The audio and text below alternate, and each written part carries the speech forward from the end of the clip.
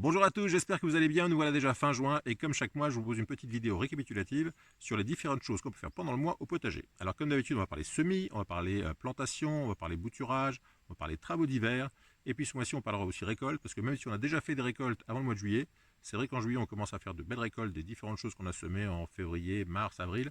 Et donc, on verra les récoltes et puis éventuellement, si on peut replanter ces mêmes espèces dans la foulée. Alors, ce ne sera pas les mêmes variétés, puisqu'il y a des variétés adaptées au printemps, des variétés adaptées à l'été. Mais parfois, on peut récolter et ressemer dans la foulée. Donc, on verra tout ça. Pendant la vidéo, je vais vous parler d'autres vidéos que je fais précédemment sur des sujets en particulier. Je pense par exemple à la carotte. Vous avez déjà fait une vidéo sur la plantation de la carotte, la culture de la carotte. Donc, je vous mettrai le lien à chaque fois que j'en parlerai. Si je ne peux pas le mettre à chaque fois, je vous mets une petite playlist ici avec toutes les vidéos dont je vais parler dans cette vidéo. Comme ça, vous pourrez facilement retrouver tous les détails des vidéos dont je vais vous parler. Voilà, c'est tout pour l'introduction. On se retrouve tout de suite après le générique. C'est parti.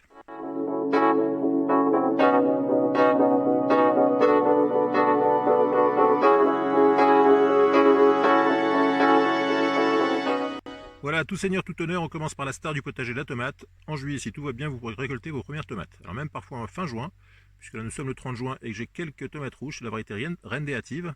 J'avais fait une petite vidéo sur les tomates précoces, je vous remets le lien sur les tomates les plus précoces. C'est chez moi la Reine des Hâtives et la gagnante. Il y a aussi Stupidché qui est pas mal. Mais bon, c'est vraiment la seule à être à ce stade. Je vais vous montrer les autres.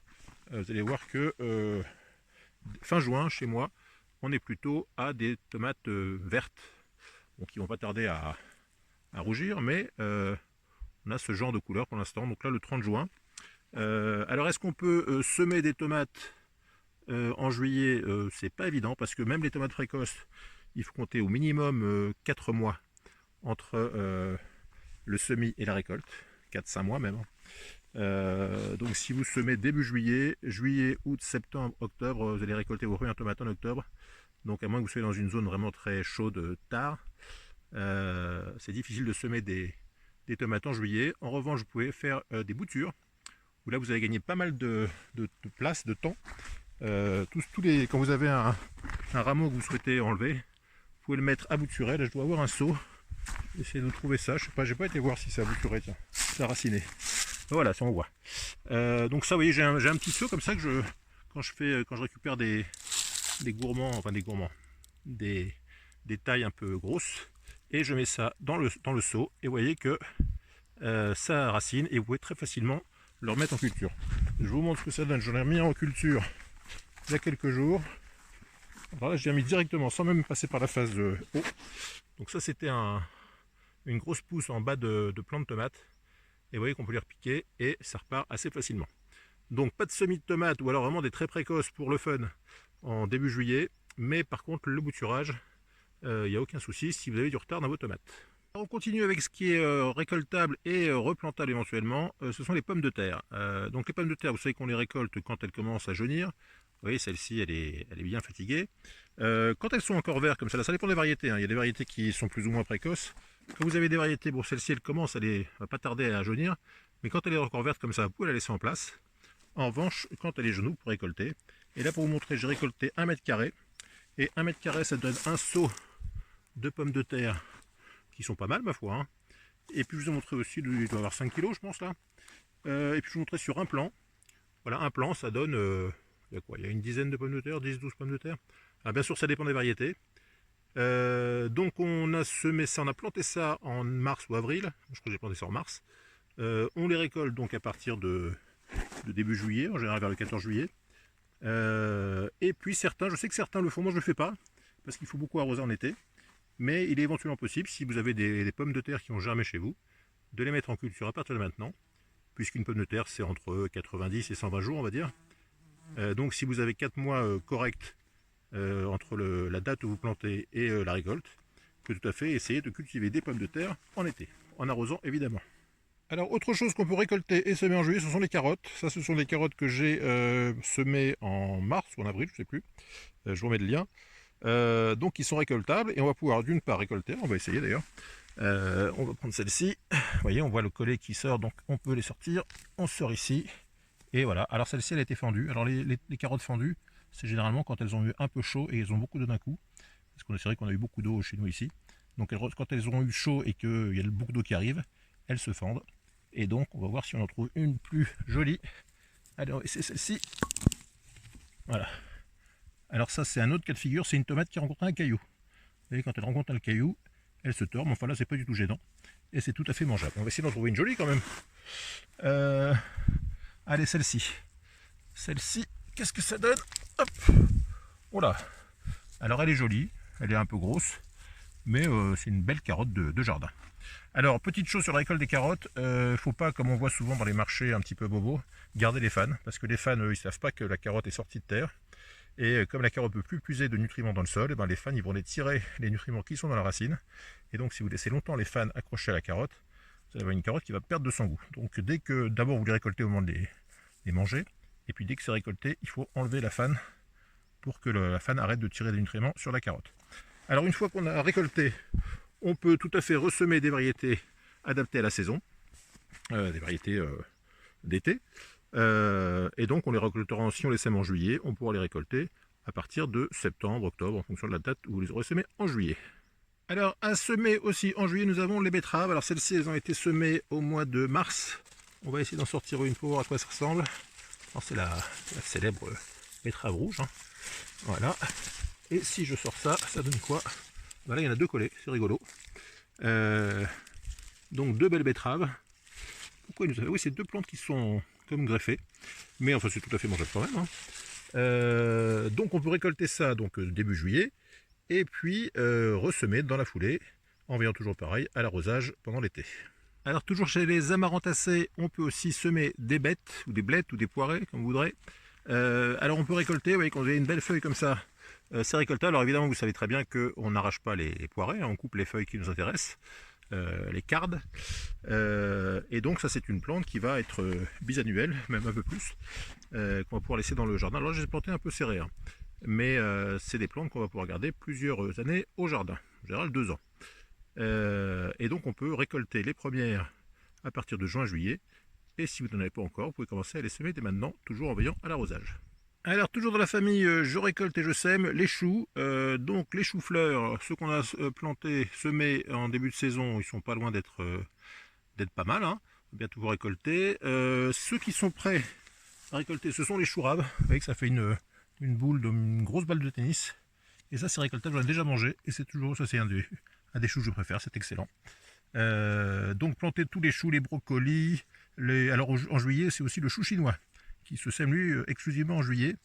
Donc n'hésitez pas à planter tous les choux au mois de juillet. Soit ça sera pour une récolte rapide, mais ça sera plutôt des choux que vous récolterez à partir de l'automne. Alors puisqu'on n'est pas loin, à côté je vous ai fait des pois chiches. Alors je sais qu'il y a beaucoup de gens qui n'ont jamais vu de pois chiches sur une plante, mais voilà à quoi ça ressemble. Ça a été semé aussi au mois de mars. Ça a eu beaucoup d'eau, donc le pois chiche n'aime pas trop l'eau. Mais enfin ça a quand même fructifié. Et ça c'est tout à fait facile, vous pouvez prendre des pois chiches du commerce, acheter une boîte de pois chiches secs qui vaut rien du tout, et puis vous les semez et vous récolterez ce genre de petites choses environ 3 mois après. C'est assez joli. Et voilà donc pour les pois chiches frais en plante. En juillet, on peut aussi, on a commencé au mois de juin, mais on peut aussi récolter des courgettes en juillet. Alors pour les courgettes, petit conseil, ne les laissez pas dépasser la taille d'un couteau, parce qu'après elles sont commencées à être dures, à être moins bonnes, à avoir des graines à l'intérieur. Donc quand elles font la taille d'un couteau, vous les récoltez.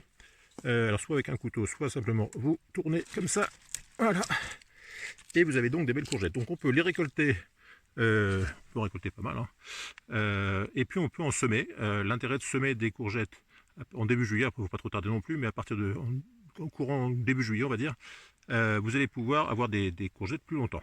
Donc on va aller voir les semis qu'on a fait il y a quelques jours.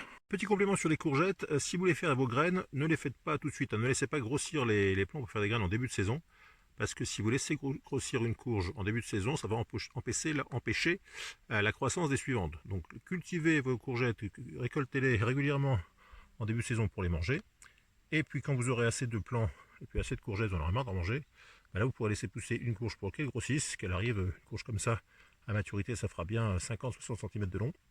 Et donc en fin de saison, vous pourrez laisser les graines se former pour les récolter, mais ne faites pas vos graines dès début de saison, sinon vous n'aurez pas de courgettes. Voilà, donc ça ce sont les semis de courgettes de début juin, vers le 10 juin, je crois que ça a été semé. Il ne faut pas tarder pour même les semer en pleine terre, hein, si vous avez la possibilité, si vous n'avez pas trop de limaces. Mais en semant des courgettes mi-juin jusqu'à début juillet. Vous allez avoir des courgettes plus longtemps parce que les plants que vous avez semés en avril vont se terminer fin août, début septembre. Et ceux-là, ils seront en pleine forme fin août, début septembre et vous en aurez donc jusqu'au premier gel. Donc on récolte les courgettes d'avril et on sème celles de juin et début juillet. Alors bon, je ne vous ai pas de la courgette, mais c'est pareil pour le concombre. Le concombre, vous l'avez semé mi-avril, vous pouvez en semer d'autres à partir de jusqu'à mi-juillet, on va dire. Et puis donc vous récoltez vos concombres. Alors, c'est des petits concombres, c'est une nouvelle variété. On va voir ce que ça donne. Et puis donc vous pouvez les semer jusqu'à mi-juillet et les récolter tardivement. Moi je les ai fait monter sur une grille à béton. Et comment ils sont pas mal montés. Et j'espère qu'ils vont monter jusque tout là-haut. Puisqu'on est là, on est à côté. Là j'ai semé quelques navets. Les graines de navets, je vous ai montré ça le mois dernier. Les graines que j'avais récupérées dans des navets du commerce. Donc là quand vous avez semé vos navets, il ne faut pas tarder à éclaircir. Parce que c'est vrai que là j'ai semé un peu serré. Donc vous pouvez semer des navets et dès qu'ils sont un peu m'avance au stade, les éclaircir pour en laisser un tous les, on va dire, un peu moins de 10 cm. Alors en juillet c'est aussi la saison des sapins de Noël, enfin plus ou moins, disons que ça ce sont des salades qui ont monté, c'est la période des montaisons. Vous savez que les salades, les épinards, enfin toutes ces plantes-là ont tendance à monter en graines quand il fait trop chaud. Donc vous pouvez tout à fait consommer les feuilles même si elles ont monté, mais en général elles sont un peu dures. Mais disons que si vous voulez faire des graines, vous attendez que les salades montées fassent des petites fleurs avec un petit plumeau. Et une fois sec, vous secouez ça dans un sac ou dans une bassine. Et vous récupérez des centaines de graines de salade. Donc pour tout ce qui est salade radis, en été, pensez bien à arroser régulièrement et puis essayer de protéger du plein soleil. Parce que les salades comme les radis, si vous les laissez en plein soleil sans eau, les salades vont faire des feuilles dures. Les radis vont faire des radis piquants. Donc protégez-les du plein soleil, du cagnard, pour avoir des bonnes salades et des bons radis. Tiens, puisqu'on est là, je vous montre le chou frisé, on appelle aussi le calet. Ça, je crois que c'est le chou frisé rouge de Sibérie, qui est aussi un chou intéressant à cultiver. Si vous ne le connaissez pas, le chou frisé, n'hésitez pas, c'est un chou très intéressant. Alors puisqu'on est dans le secteur, je fais un petit plan sur les artichauts qu'on a semés en début de saison. Vous voyez qu'ils commencent à être assez beaux pour des semis de... Ça devait être en février ou en mars, je ne sais plus. Et puis par rapport aux semis de juillet, pensez quand vous faites vos semis à bien arroser le sol avant les semis, parce que c'est vrai que en juillet il fait chaud, et donc si vous n'arrosez pas le lit de semences avant le semis, quand vous allez arroser derrière, les semences risquent de s'enfoncer. Donc faites votre sillon, arrosez bien le sillon, et ensuite vous faites vos semis. Alors concernant les artichauts, comme ça ce sont des semis de l'année, je ne vais pas avoir d'œilleton cette année, mais si vous avez des artichauts qui sont un peu plus vieux, qui ont déjà produit, à partir de fin juillet et courant août, vous pouvez prélever des œilletons, et puis repiquer ces œilletons, et si tout va bien, si vous les arrosez bien et que vous les nourrissez bien, ces œilletons pourront fructifier dès l'année prochaine. Donc on peut aussi on peut récolter de l'artichaut si ils sont un peu moins jeunes que les miens en début de saison, et donc les repiquer, les diviser, à partir de fin juillet et début août en les arrosant bien. En juillet, si tout va bien, vous pourrez récolter vos premiers poivrons. Alors ça, c'est le fameux poivron et piment. Ça, c'est le piment d'Espelette. Alors on l'appelle piment d'Espelette parce qu'il est connu par la ville où il est cultivé. Mais en fait, la variété s'appelle Goria. Donc les poivrons et piments, c'est trop tard pour le semis, parce que ce sont des semences qui sont longues à monter, on va dire. Donc si vous n'avez pas fait de semis en temps et en heure, pour les poivrons et les piments, vous pouvez oublier pour la saison. En tout cas, ça sera au mois de juillet. Si vous en avez planté au bon moment, semé au bon moment, ça sera le moment de les récolter en juillet et en août. Là, je vous montre celui-là parce qu'il est rigolo, avec ce gros poivron en dessous, et puis celui qui s'est mis sur le dessus. Voilà où on en est au 30 juin avec les poivrons. Alors en juillet, vous pouvez tout à fait semer des haricots verts, des haricots en général d'ailleurs. Alors ceux-là, j'ai décidé de tenter un nouveau système comment on appelle ça, de palissage. Mais bon, pour l'instant, j'aurais dû mettre plus de fils, donc ça c'est un peu entremêlé. Mais disons que les haricots poussent, et il faut compter entre le semis et les premières récoltes d'environ 2 mois. Donc n'hésitez pas à semer vos haricots début juillet, en veillant à pas trop les arroser pour pas que la graine pourrisse. Et puisqu'on est dans le coin, je vous montre aussi la montaison des épinards, avec vous voyez, toutes les graines. Je ne vais pas manquer de graines d'épinards cette saison. Et puis j'ai fait aussi des semences de petits pois que j'ai laissé sécher. Et donc je vais essayer de vous en montrer un. Quand vous avez un grain de petit pois, une cosse de petit pois qui est comme ça, et que les graines sont un peu jaunes, vous avez de la semence. Donc si vous avez fait trop de petits pois pour vous les manger, vous pouvez les garder en semences. Alors en juillet, c'est le dernier carat pour semer de la bourrache si vous n'en avez pas dans votre jardin. La bourrache, je ne sais pas si je vais arriver à vous montrer une abeille, mais c'est une plante, c'est un aimant à abeilles. Est-ce que vous allez la voir? Ah, voilà. Donc c'est vraiment une plante qui est vraiment attire énormément les abeilles, qui est très jolie en plus. Donc en juillet, on peut semer de la bourrache, on peut semer de la facélie, on peut semer du sarrasin.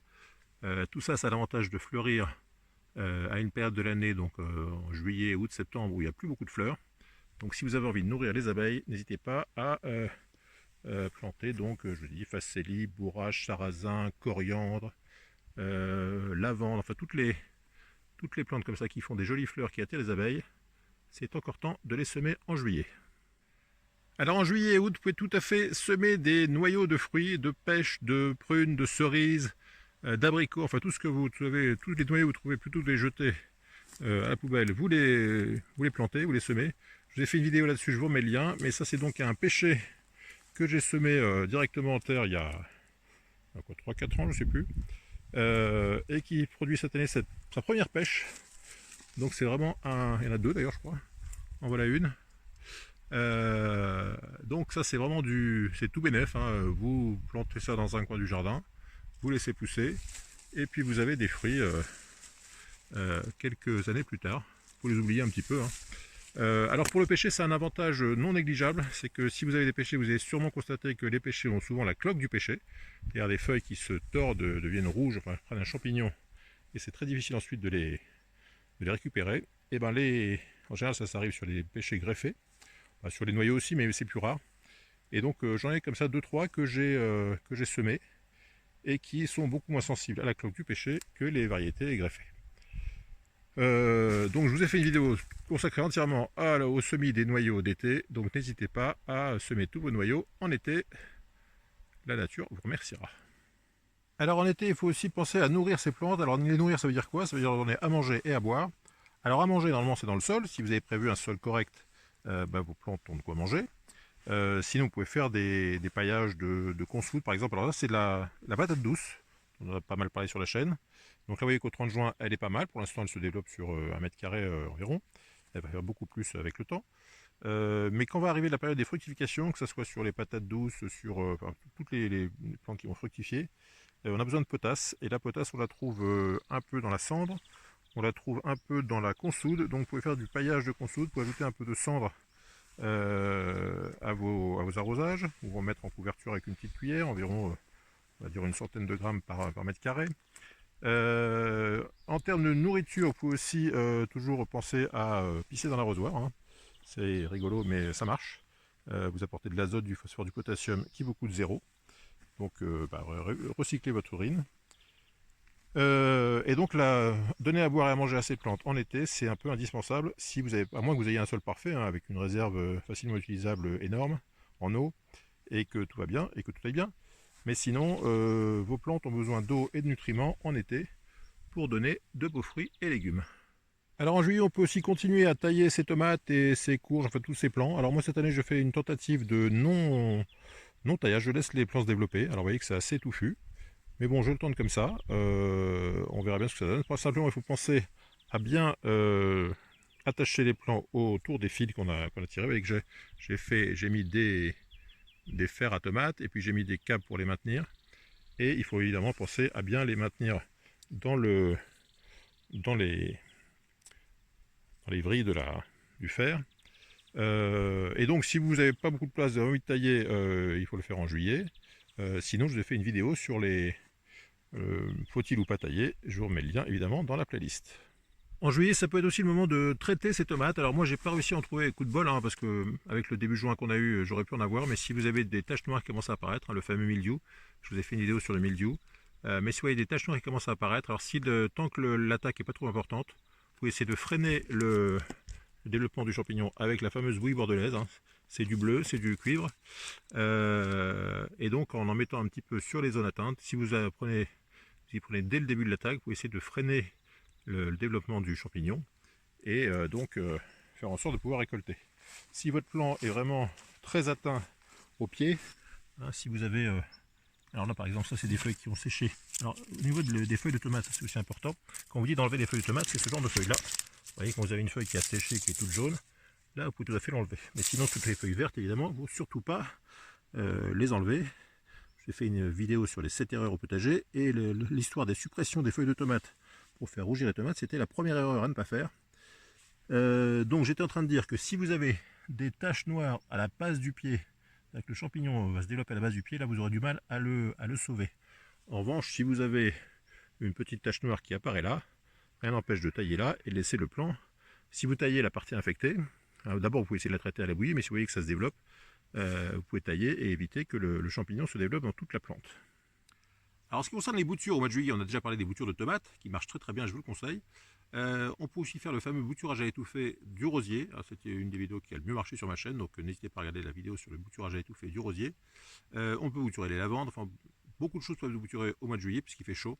Donc tous les bouturages à étouffer marchent très bien parce que la plante a de la chaleur et de l'humidité, et donc les bouturages se passent très bien au mois de juillet. En les mettant à mi-ombre, ne mettez pas en plein soleil, sinon ça crame. Pour ce qui est des autres travaux à faire en juillet, vous pouvez aussi par exemple diviser les iris. Si vous avez des beaux iris et que la plante commence à un peu trop se développer, vous pouvez diviser la touffe pour revigorer les iris. Si vous avez un noyer, vous pouvez faire du vin de noix, c'est excellent, moi j'adore ça. Je ferai peut-être une vidéo d'ailleurs sur le vin de noix, ça peut être sympathique. Voilà, enfin il y a peut-être de choses à faire au mois de juillet. Le mois de juillet c'est un beau mois pour le potager. Donc ce sera tout pour aujourd'hui, j'espère que cette vidéo vous a plu. Et puis si c'est le cas, n'hésitez pas à mettre un petit pouce bleu juste en dessous. Si vous n'êtes toujours pas abonné, je compte sur vous pour nous rejoindre. Et puis si vous avez des questions et des commentaires sur des choses que vous avez vues dans la vidéo, n'hésitez pas à les poser juste en dessous. A très bientôt pour de nouvelles aventures. Bye bye.